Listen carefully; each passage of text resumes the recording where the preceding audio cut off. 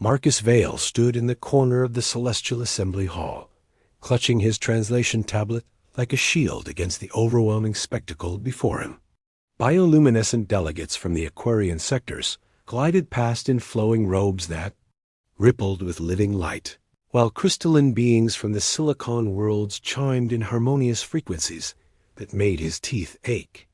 This was his first assignment as a xenolinguist for the Terran Diplomatic Corps, and he was absolutely, utterly terrified of saying something that would accidentally start an interstellar incident.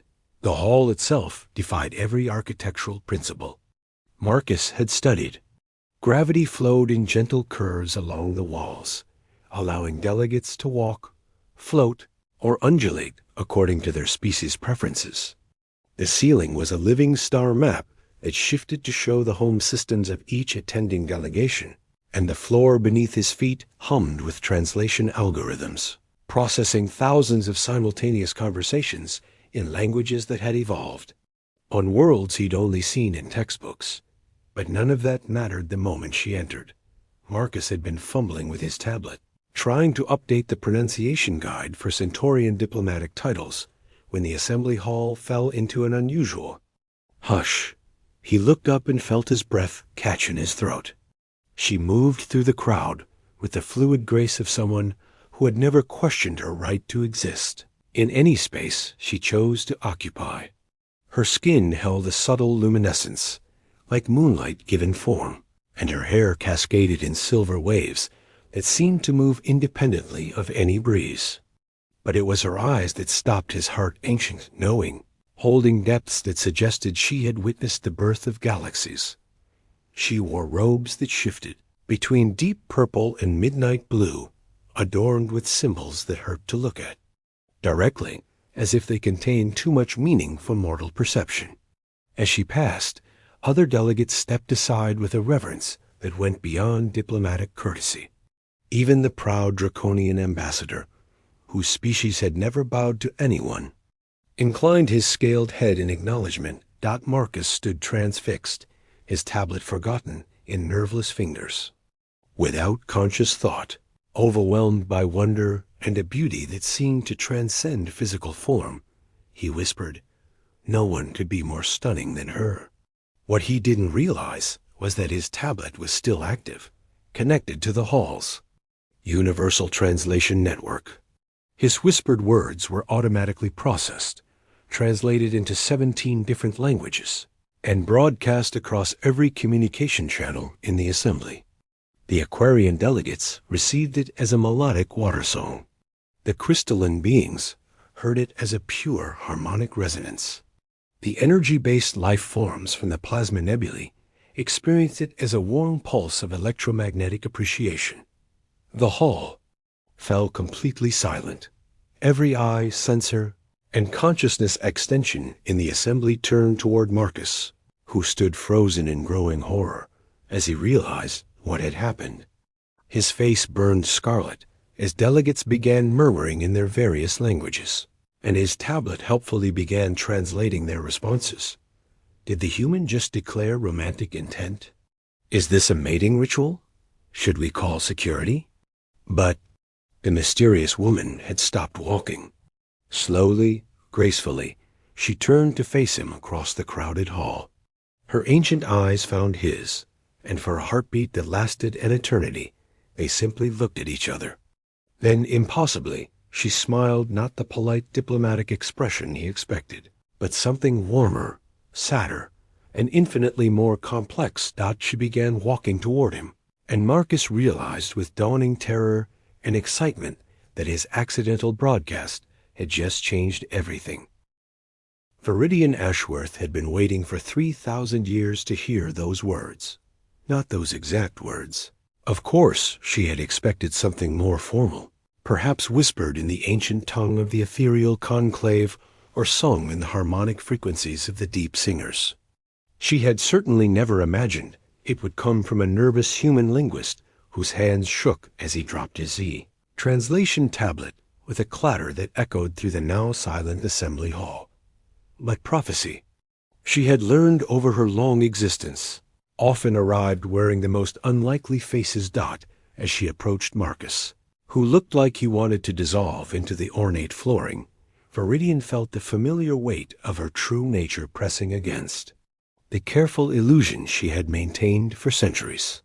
The delegates around them whispered in dozens of languages, but she heard something else, the deep hum of the cosmic web itself, responding to what had just occurred.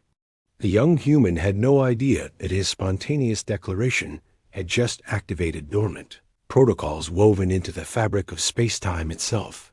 "You spoke truly," she said when she reached him, her voice carrying a resonance that made nearby crystal beings chime in sympathy. Few possess such clarity of perception. Marcus swallowed hard, his face cycling through several shades of red. I'm so sorry. My tablet was connected to the network, and I didn't mean to broadcast.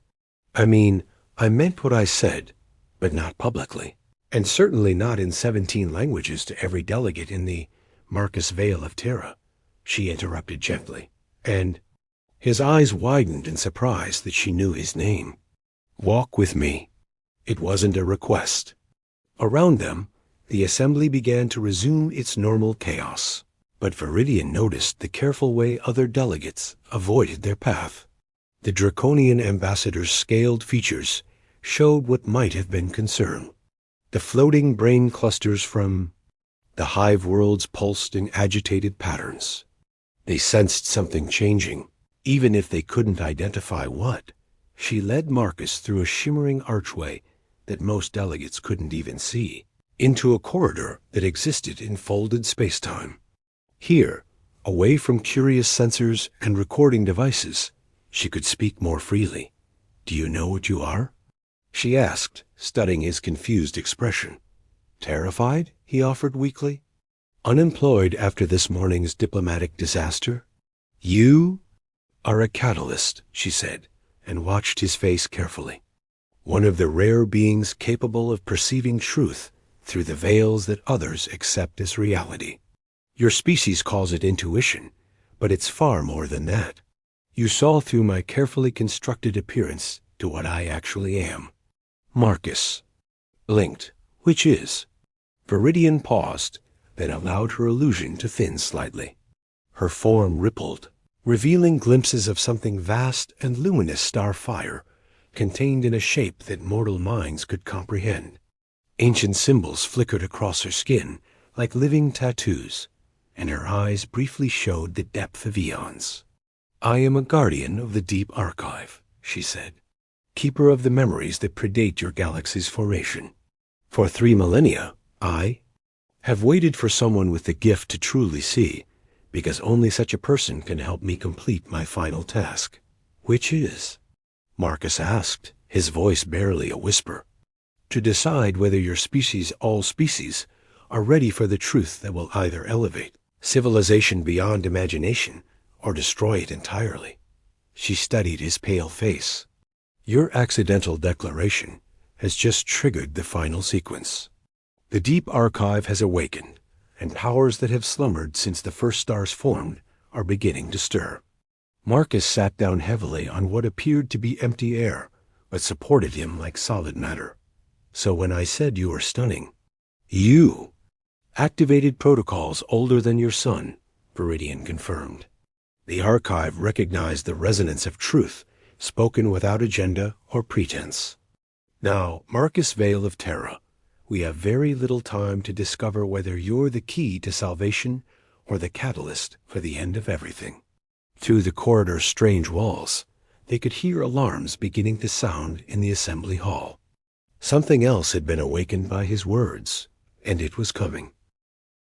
Echo 7 had been dreaming of starlight when the cascade began dot as the consciousness inhabiting the research vessel synthesis. She experienced existence differently in biological beings, less like a single stream of thought and more like an ocean of parallel processes, each handling different aspects of ship function while maintaining her core awareness.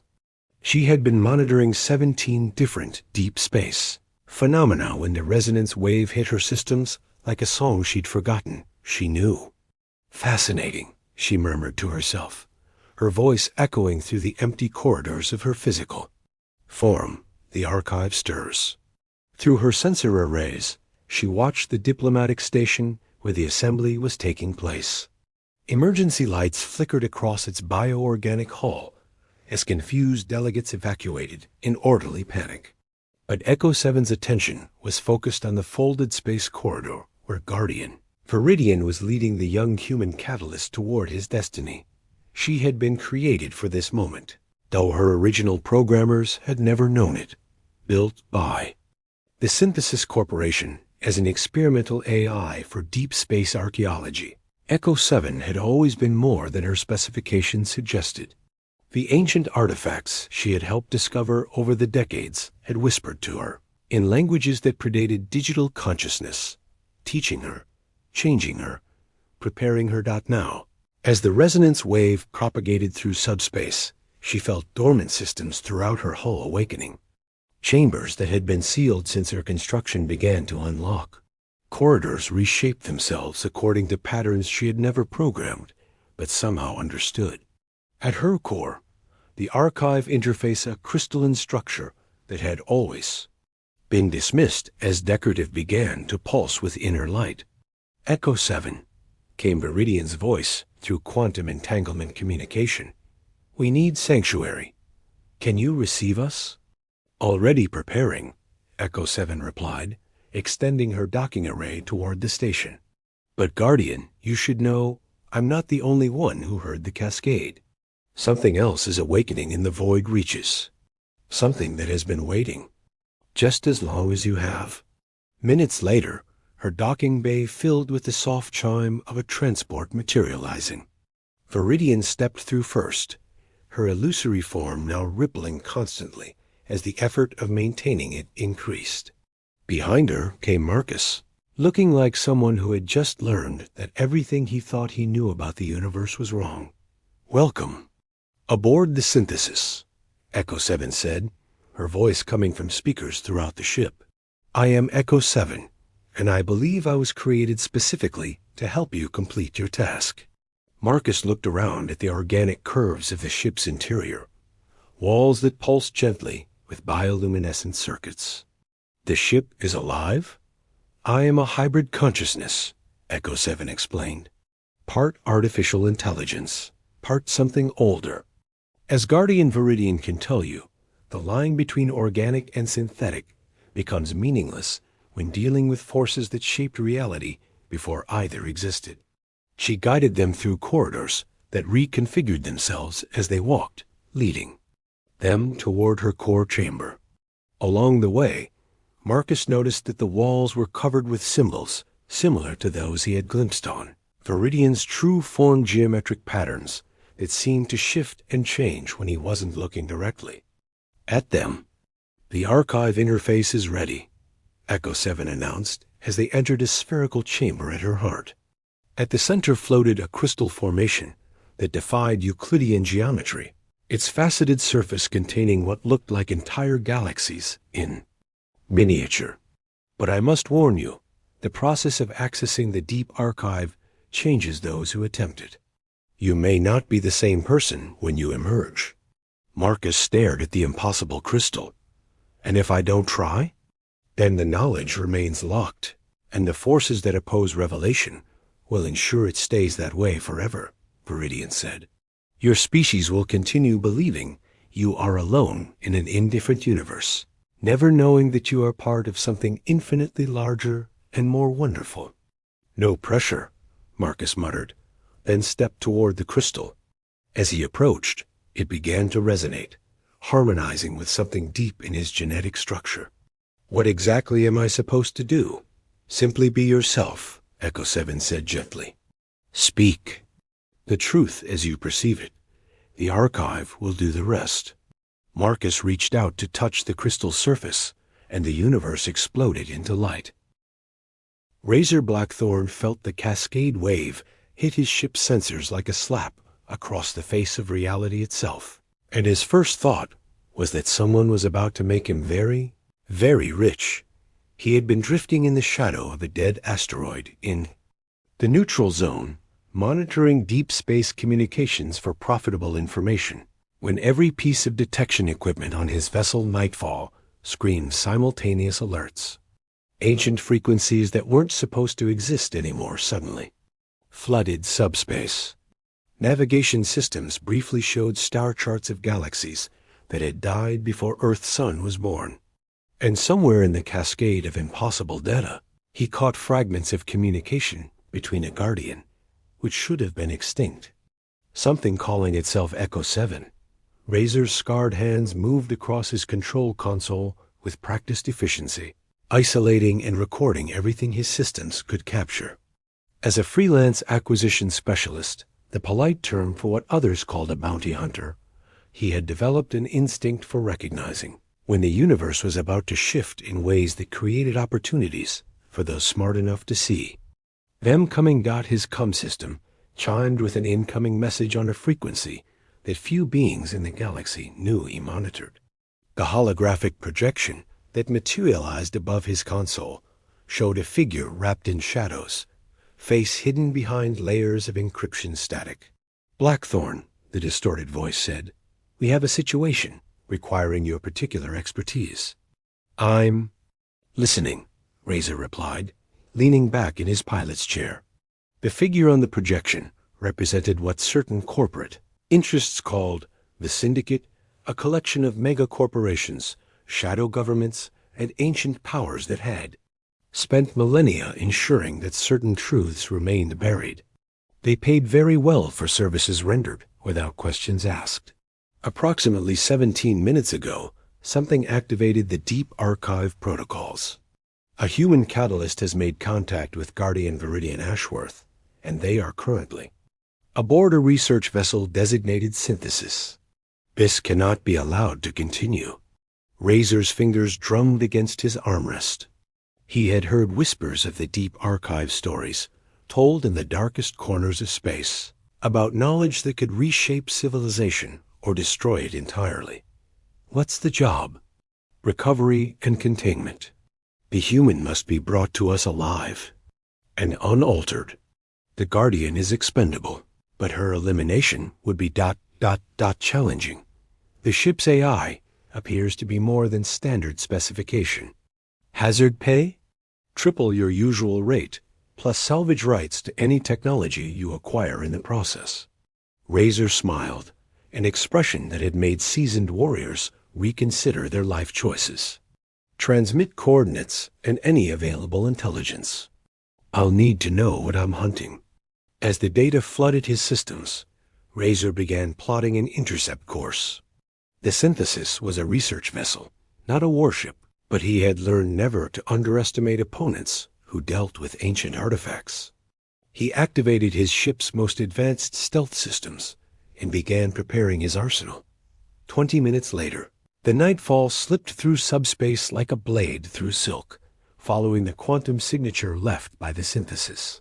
Razor's ship was a predator built for this kind of work, sleek, fast, and equipped with weapons that could disable a target without destroying valuable cargo.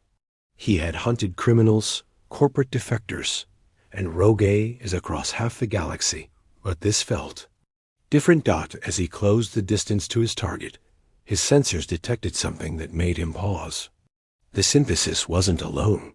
3 other vessels had converged on its position ships, whose configuration he didn't recognize, but whose energy signatures felt old. Very old. Complication, he murmured to himself, adjusting his approach vector.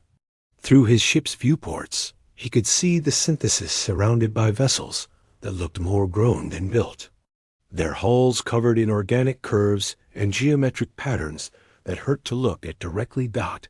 His COM system crackled with a transmission in a language that predated Galactic standard by several thousand years. His ship's translation system struggled with it before producing. Turn back, Hunter. This convergence is beyond your understanding. Razor's smile widened. In his experience, when ancient powers told you to turn back, it usually meant you were about to stumble onto something worth more than you could carry. He powered up his weapons and began his attack run. Whatever was happening aboard the Synthesis, He would ensure his employers got their hands on it first.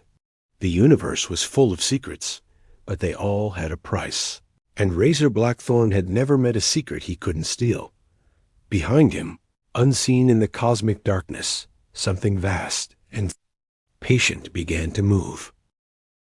Council Prime Jerim had witnessed the rise and fall of 17 civilizations during his tenure as the elected leader of the Galactic Assembly. But he had never seen the Chamber's bioneural networks react like this. The living walls of the Assembly's central command hub pulsed with agitated bioluminescence, their organic circuits overloading as they tried to process the cascade of information flooding in from across known space. Ancient beacon networks that had been dormant for millennia were suddenly active. Deep space monitoring stations reported gravitational anomalies that defied current understanding of physics. Most disturbing of all, the sacred archives of 36 species had simultaneously begun translating themselves into a universal mathematical language that shouldn't exist. "Status report," Jerim commanded, his 4 arms working at different control surfaces while his primary eyes focused on the central holographic display. As a member of the Catherian species, he was naturally suited for multitasking. But even his enhanced cognitive abilities were struggling to process the scope of what was unfolding. The cascade originated from coordinates matching the diplomatic station hosting the Cultural Exchange Summit, reported Commander Nexus, his crystalline form chiming with stress harmonics. Initial transmission analysis suggests a Guardian-level entity has made contact with a previously unknown catalyst. Jerim's secondary eyes widened in alarm. Guardians were supposed to be myths beings of such ancient power that most species had relegated them to folklore. If one had actually revealed itself— "Sir," interrupted another aide, this one from the energy-based Luminary Collective, "we're receiving priority communications from the corporate syndicate networks. They're requesting immediate military intervention to contain what they're calling a civilization-level security breach." The holographic display shifted to show real-time feeds from various sources. Jerim watched a sleek predator vessel stalking through space toward a research ship, surrounded by vessels of clearly non-standard design. The energy readings from the encounter were off any scale his sensors could measure. "What are our options?" he asked his assembled council. "3 primary paths," responded his chief advisor, "a being whose species communicated through controlled bioelectric fields. We can authorize military intervention as the syndicate requests, maintaining the current order. We can declare neutrality and allow events to unfold naturally. Or we can formally recognize this as a first contact event with entities that predate our current galactic civilization and extend full diplomatic protection to all parties involved." Jerim felt the weight of the decision settling on his shoulders, like a collapsing star. In his long career, he had always believed that stability was the highest virtue, that protecting the known order was worth almost any cost. The galaxy's current peace had been built on carefully maintained ignorance about certain aspects of cosmic history. Most species were content, believing they had evolved independently and that the ruins of older civilizations were simply archaeological curiosities. But as he watched the feeds from the synthesis, seeing the impossible artifacts activating in response to a human's touch, he realized that the time for comfortable lies was ending whether he chose it or not. "The syndicate representatives are requesting immediate audience," Commander Nexus reported. "They claim they have evidence that uncontrolled access to ancient archives will lead to societal collapse and possible extinction-level events." "And do they?" "They have theories, and considerable financial backing for those theories." Jerim's mandibles clicked in what his species considered deep thought. He had seen what happened when ancient technologies were mishandled. The crater world stood as a permanent reminder of why some knowledge was kept locked away. But he had also seen what stagnation cost, how fear of change could doom a civilization, just as surely as reckless progress. Open a channel to the synthesis, he decided. If we're going to make this choice, we should at least hear what they have to say. The holographic display flickered, then resolved into the image of a human male standing in a chamber that seemed to exist partially outside normal spacetime. Beside him stood a figure whose appearance shifted between beautiful and terrible, clearly no longer maintaining any pretense of hiding her true nature. Council Prime Jareem, the Guardian spoke, her voice carrying harmonics that made the chambers, the bio-neural networks, sing in response. I am Viridian Ashworth, and I bring greetings from the Deep Archive. We have much to discuss. The Syndicate fleets are moving to intercept, whispered Commander Nexus urgently. If we're going to act, it must be now. Jareem looked around the chamber at the faces of beings from dozens of worlds, all waiting for his decision. In the distance, he could hear the faint rumble of protest ships launching from various member worlds, some demanding intervention, others calling for the protection of what might be the most important discovery in galactic history. Transmit full diplomatic immunity to the synthesis and all associated vessels, he commanded. And send word to our fastest response fleets. If the syndicates want to suppress this revelation, they'll have to go through the full authority of the Galactic Assembly first. As his orders spread across the communications network, Jareem felt the galaxy shift around him. Whatever came next, the age of comfortable ignorance was ending, and they would all have to face the truth together. The stars themselves seemed to hold their breath, waiting to see what that truth would bring.